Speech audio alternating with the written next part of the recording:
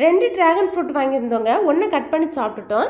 இனி ஒன்று பிள்ளைங்க ஜூஸ் போட்டு ஆசையாக கேட்டாங்கன்னு சொல்லிட்டு நானும் வந்து அதை கட் பண்ணி இனி ஜூஸ் போட்டுடலாம் அப்படின்னு சொல்லிட்டு எப்படி பண்ணலான்னு யூடியூப்ல வீடியோ பார்த்தா எல்லாருமே வந்து சுகரும் மில்க்கும் ஆட் பண்ணி தான் பண்ணுறாங்க. சரி நம்மளும் அப்படியே பண்ணிடலாம்னு சொல்லிட்டு இந்த டிராகன் ஃப்ரூட்டை இது தோல் இருந்து அப்படியே இலக்கி எடுத்தேங்க. பார்க்கும்போது பார்த்தீங்கன்னா பனங்காயில் இருந்தெல்லாம் நொங்கு இலக்கி எடுத்து அப்படிதாங்க இருக்கும். அதை மாதிரி தான் இருந்தது.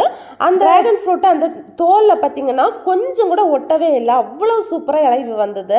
அழகா சின்னதா கட் பண்ணி இப்போ நம்ம ஜூஸ் போட்டு எடுத்துடலாம்.